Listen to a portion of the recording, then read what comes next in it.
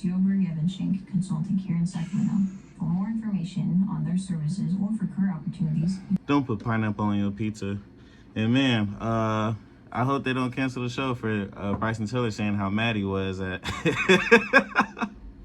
Man. Anyway, anywho, back to the regularly scheduled program. Hold on, let me make sure the mic not covering my face on the camera. Whew. Forgive me for the hair, y'all. You know, those that watch this on YouTube later, I need a rebraid for sure, but we gonna ignore that for today. I forgot my hoodie at the crib. Why would I wear a hoodie anyway? It's 80-something degrees outside. All right, before we get into the Mavs versus Timberwolves tonight, Pacers versus Celtics. That series was a sweep, but it honestly could have went the completely opposite way with a gentleman's sweep going towards the Pacers. Pacers were up and had the lead late in the fourth quarter in 3 out of the 4 games. Game 2 was the only game that was relatively, I don't want to say a blowout, but, you know, double-digit win for the Celtics. The thing that killed the Pacers was just turnovers at the end. Especially with Game 3 and Game 4, Tyrese Halliburton not being there for those games. He injured it in Game 2. Definitely something that was missing from the Pacers. They needed that extra player. They needed that extra star. They needed that guy to really get them over the hump and get them some of those wins, especially at home. You know, at least I believe with Tyrese Halliburton being in the game, they at least split one of those games, you know. But you never know. Andrew Nembhard stepped up Game 3 and Game 4 and was pretty essential to even them having a chance to win the games. You hear a lot of guys, especially during the playoffs and everything like that, it's a next man mentality. The best ability is availability. So one guy gets hurt, one guy, you know, isn't playing at 100%, or one guy gets in foul trouble. It doesn't even have to be health. One guy can foul out the game. Next man needs to step up and be able to play that role, because you never know when your opportunity might be, you know? So Andrew Nembhard, he did a good job at that, man. TJ McConnell off the bench is a dog. You know what I mean? Isn't really 3-point heavy like how in today's game, like a Steph Curry or, you know, a Damian Lillard. But being able to get downhill, being able to get other guys involved, really put pressure on the defense to really draw them in and kick out the open shooters. Or he has that 8 to 10 foot shot that he likes to do in the middle of the lane or driving towards the baseline. He likes that little fadeaway from like 10, 15. You know what I mean? Great player. He's a dog, plays defense. As a coach, you'd love to have a guy like that on your team. And as a player, his opponents, going up against a guy who you know is going to have high energy, play 100% each game, sometimes that's tough to play with. And a lot of the times, that's what's going to win you ball games. That's what keeps you on the team, honestly.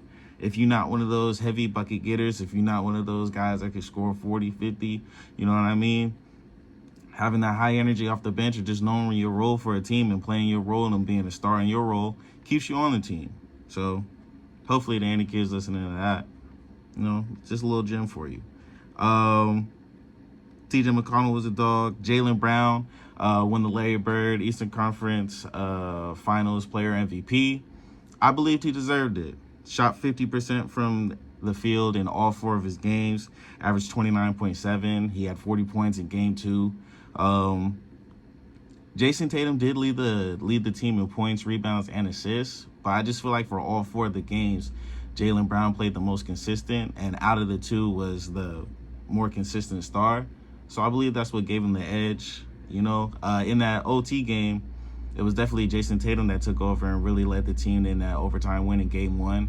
I don't know though, man. It's definitely, me personally, I go back and forth on who's really the better player, Jaylen Brown or Jason Tatum. It's really 1A, 1B, obviously. Like, it's just, I feel like this year though, unlike other years in the past, I feel like they've kind of like wanted Jason Tatum to really be that guy that they go through and play through. But this year, I feel like it's Jaylen Brown. I could be wrong. Y'all let me know. But I feel like just for that guy that they want to lead them, or because it's really, you can't go wrong with either or. And I honestly could be tripping, and they could just be whoever's night it is. You know, Jaylen Brown has his nights where he goes for crazy numbers and leads the team. Jason Tatum has his moments where he goes on crazy runs, where he scores the last 10 or scores all the points in overtime. You know what I mean? So I don't really know. But this year, I do feel like they're going through Jaylen Brown. I do feel like that's who they're playing through. I do feel like down the stretch, that's kind of who they're giving the ball to and looking to kind of be that player to not only just score, but to create opportunities for others. You know, if he has a shot, he'll make it, but he also knows how to make the right play as well. Tatum hasn't really been shooting well, you know, but I wouldn't say he's necessarily playing bad. His shot just might not be falling the way that he wants it to. He's still rebounding with high energy. He's still playmaking and getting other guys involved and really leading the guys through playmaking. And great players like that, they always find a way to really leave their mark on the game. If they're not able to score, if they're not able to get those buckets like they normally do, rebounding, assists, playing defense, getting timely blocks, getting steals. Derek White, Drew Holiday on the perimeter, really starring in their roles. And they on their way to the finals, man. Looking like it's going to be going up against the Mavs, but we do not know. Believe it was 2 nights ago. Minnesota goes into Dallas and steals Game 4. Bring it back to Minnesota for Game 5 that is later on tonight. Who's going to win? We'll get to my prediction after this. Nah, I'm playing. But it's 3-1 going back to Minnesota for Game 5. Honestly, in the loss for the Mavs, I just think the key element for them losing was just they just missed timely shots down the stretch. Shots that guys normally make. You know, PJ Tucker missed a 3 in the corner that could have cut it to a one possession game. Luka down the stretch missed a free throw after he got that 4-point play opportunity. He makes that free throw. It's a 2-point game. Now it's a free throw. Now it's a battle of free throws. Now you put pressure back on Minnesota especially depending on who you foul. If you don't foul a high free throw percentage shooter, you know, put pressure on them to make free throws in order to increase their lead to seal the game. If they miss, 2-possession game, you get the win. You go for the tie. You never know how those situations might end up because it's anybody's ball game. Another key element, I believe, was ball movement. I feel like just throughout this series alone, even but like disregarding Game 4, Dallas had a 3-0 lead going into Game 4. I believe that was based off ball movement. I believe that was getting everybody involved. Minnesota, Anthony Edwards, he's been consistent. He's been the GOAT, honestly, for that team throughout this whole entire playoff run. But you see Dallas throwing a lot of bodies at him, especially when he's driving downhill or trying to get into the post. A lot of blitzes, a lot of double teams when he's driving and kind of going downhill. That's a lot of bodies to see, and he even has some timely turnovers it almost looks like he's kind of being too indecisive. Doesn't know he's attacking, looking to score, but then at the last second he kind of kicks it out. Or he's driving, stops at the free throw line. You see he pivots for a little bit and throws the ball out of bounds, you know. Earlier in the playoffs, like against the Suns and Nuggets, he's driving to attack, score, or he knows who he's about to kick out to make the play to Jaden McDaniels, who can make the wide open corner 3, or even Karl Anthony Towns, who's been from 3, not really shooting that well, but he will shoot it though. Man, another thing that the Mavs were missing in Game 4 was Derek Lively. Now, honestly, for me, I didn't know how well Derek Lively, off the pick and roll, can get into the lane and make, create for other people. He's more than just a guy that can catch lobs and rim protect. You know, he's way more skilled offensively than we give him credit for. You know what I mean? He's able to get in there and make those pocket passes. He has the dribble handoff option as well that he can make. It's not just catching lobs, you know? And for him going down in Game 3 with that head injury, he had that neck injury. It was tough to see. It was a tough injury. I'm not even going to lie to you. It was tough to watch. Bro took a knee to the back of the head pretty hard. You know what I mean? And it was good to see him on the sidelines, though, moving and talking with the team and being as active as he was. That was a great sign because when it initially happened, bro looked like he didn't know where he was at all. You know what I mean? And I've had injuries like that where I've went up and gotten a rebound and landed pretty hard on the hardwood. Those is tough falls, man. People don't think basketball is as physical and as dangerous as it is, but anything can really happen in any sport at any given time. You know, a normal play that you can make a million times before All of a sudden, one time, something different happens. You know, you could slip, you could go for a rebound, flip in the air. Who knows? Who knows? You know what I mean? But with Derek Lively being out, guys like Max Kleber, he's back in the lineup. I expect him to make a big impact in here. Who knows? He hasn't played the whole series. Maybe Minnesota, he could, because he hasn't played majority of the season, Minnesota hasn't really had the game plan for him and everything like that. They probably have, but him not being in there when you're in the game, it's a different adjustment that you have to make for it. He's not really going to catch the lob. He's more going to fade out. You know what I mean? Try to open up the lanes, you know, for Luka and Kyrie, because he's able to shoot the three ball better than Gafford and Lively. So instead of the pick and roll and the lob that you have to worry about, pick and fade, pick and pop, you know what I mean? Now, instead of worrying around the basket, you got big man knocking down threes. And he's able to play defense, high-intensity guy, get rebounds, so it's other ways that he can impact the game as well. Jaden Hardy, he's another guy who I expect for Game 5 to really make a big impact and really be kind of the X factor. He's able to be that guy off the bench who's able to give Luka and Kyrie a break that can honestly create his own bucket. He's able to get downhill. He can knock down the three ball pretty efficiently. And if he's knocking down shots, and that opens the game up for everybody else, you know? Luka and Kyrie already doing a good job at facilitating. Luka's one of the best passers in the league, so he's able to make any pass, any skip pass, any lob pass, anywhere on the floor. You know what I mean? That goes from him studying film, him just knowing, and other guys knowing where to be and what plays to make. Like I said, being a star in your role. You know what I mean? Guys like even like Derrick Jones Jr., you know, playing with a guy like Luka. Derrick Jones Jr. is a high flyer, catch lobs and everything like that, but Luka is able to make any pass on the floor. So, you know, you're going to get wide open shots because he draws so much attention as well. You're going to get wide open shots. Is that in this time, Western Conference Finals, and hopefully to the finals, if they advance, you got to knock down those wide open shots. You got to put pressure on the defense, because that's going to help him out later in those fourth quarters. You know what I mean? 4 minutes left in the game to where he could take over and be that player that we know him to be. Kyrie. Whoo, boy. Anthony Edwards. He said that, you know, Kyrie's his matchup. He's excited for it. He wanted to see where he's at with him. Kyrie been delivering, man. I'm not even going to lie to you. Kyrie is that boy. Man, let me tell you. Him and Luka combined for 66 points game 3. I mean, they both had 33 points. Facilitating. Finishing around the basket over 7-foot Gobert. Left hand, right hand, reverse. You know what I mean? Pull up, 3, transition, got it. You know what I mean? Luka, step back, or off the pick and roll. Oh, you know, I got you on the hip. Now I'm going downhill, off the glass, easy. You know what I mean? Them boys was able to get everything that they wanted. Especially with Minnesota sending the blitz like they do. But instead of committing to the double team and forcing Luka or Kyrie to get the ball out their hands, they'll blitz and they'll recover back to the guy that they were originally guarding. So great patience by Luka and Kyrie, being able to just hold the ball, keep the dribble. You never want to dead your dribble on a double team. You want to be able to keep your dribble. You want to be able to create space, and if anything, attack one side.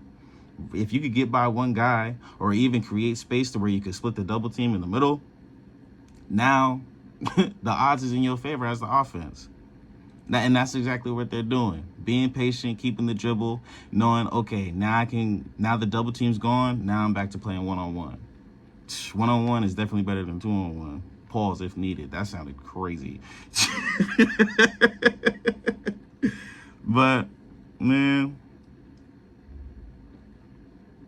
my fault, y'all. My girlfriend's standing out the window. That scared me. But, yeah, for Game 5, my prediction, honestly, I think Dallas goes in and takes this game for Game 5. I think it's going to be Dallas versus Boston in the NBA Finals. And I believe that because of this. I think Anthony Edwards is finna go out and be the Anthony Edwards that he's been all season. He ain't gonna let him just go down. He believes that he gonna win right now, right? Obviously, that's how he's supposed to feel. He's supposed to be confident. He's supposed to believe that his team's gonna win. But I believe it just ain't enough. I believe it just ain't enough, man. Minnesota, it's too much one-on-one. It's too much stagnation on offense. You know, it's a whole lot of they're stagnant on offense. My bad. My fault, y'all. They're very stagnant on offense. A lot of guys not really touching the ball. You seen in game 4 where they did win, it's a lot of getting downhill. Even Gobert was getting downhill. Euro stepping, putting pressure on the defense. Had a nice pass to Karl Anthony Towns where he was able to get downhill and attack the basket. And that opened up the game for everything else. Anthony Edwards getting pull-up threes, creating his jump shot off the dribble. You know, it was definitely fun to see. But the thing with Dallas is, especially having the two clutchest players on the same team in this point of the season, they didn't panic. Even after losing, they're not panicking. Every game for the Timberwolves is game 7 for them, basically. The Mavs, even listening to their interviews after the game, even Kyrie, Luka, everybody taking accountability, accepting the mistakes that they made for the turnovers or the silly fouls that they made late in the game, and just knowing that there were some shots at the end of the game that they just missed. It was anybody's ball game. It was a make or miss. It's a make or miss league. So, you know, people be walking by the window. That scares me. But it's a make or miss league, like I was saying. And you know, at the end of the day, I think PJ Tucker is gonna go in there and make the shots that be that clutch player that he was for Mavs against for the Thunder. You know what I mean? PJ Walker, who is that? PJ Washington was that guy who stepped up and was one of their top scorers in their series. Not to say he needs to do that now. I think Kyrie and Luka are going to go out and be the players and the MVP caliber players that they are. But I think why am I saying Walker? PJ Washington needs to be that guy that could create and be that third scorer for them. You know what I mean? Kind of like how Aaron Gordon is for the Nuggets, right? For the Nuggets, you got Jokic, you got Murray, but also having Aaron Gordon at that dunker spot, you know what I mean, creates opportunities for other players and other shooters on the floor. Now, Aaron Gordon and PJ Washington have different play styles, but their roles are kind of similar, right? Being that guy that could get up buckets, create that spark, create that energy for the team that could they could go on runs. Basketball is all about a game of runs, and I just believe that the Mavericks they have what it takes, and they have the matchups, and they have the depth to really make the winning plays and go into Minnesota and take game 5 and go to the finals, right? They understand that being there, Luka needs his rest. They wanted to put it away game 4. Unfortunately, couldn't do that. But you never know. I've clearly been wrong on this show already, so I ain't saying I'm perfect. That's just my prediction. Mavs is who I'm rocking with. I think the Timberwolves go down 4-1, you know? But sky's the limit for them, I ain't gonna lie. I'm gonna take a quick little break real quick, play some music. Hopefully y'all enjoying the vibes. Hopefully y'all enjoying the talk show. And sorry about that, y'all. I had to set up my cam again. It fell down. Hey, sometimes it's rough. Sometimes you have a bad day in the office, but we getting through, man. We getting through. Just to close out the show, again, my predictions. I feel like the Mavs are gonna finna advance and go to the finals. Which is tough to see, man. I ain't even gonna lie, because I was rooting for the Timberwolves too. You know, don't even let even though it might, I believe it's gonna be a 4-1, don't let that confuse you. This has been a great series to watch, and honestly still one of my favorite series. This is high level basketball that's being played. Unfortunately, for guys for just the Timberwolves, you know, it just didn't go their way. But this is honestly the best they've been in a long time, the furthest they've gotten in a long time. I believe Anthony Edwards is the key to that. I believe they might be 2 pieces away. Or maybe this is the team that they need. This is just the experience that they needed to really know what it takes next year to really get over the hump. Not trying to write them off. Obviously, they play again tonight. If they win, we have a completely different story. And y'all already know how I do. I've done it once. I'll do it again. I'll get right back on here and be like, yo, I was wrong. Because for that Timberwolves Nuggets series, I was definitely wrong. I was wrong. Wholeheartedly wrong. Couldn't have been no right. But sometimes it's just like that. That'll do it for this show. We're going to keep rocking out if you want to. I'm honestly thinking about playing some more throwbacks just until my time is over. I appreciate y'all tuning into the show. I will see y'all next week. More basketball to talk. Even getting into some other sports. WNBA, baseball's taking off. Phillies is looking great right now. You know? Y'all didn't think I knew that, did you? Hey, I'm always paying attention, man. I appreciate y'all. Stick around for more music if you like. If not, I'll catch you next week. Y'all have a good one, man. Be blessed.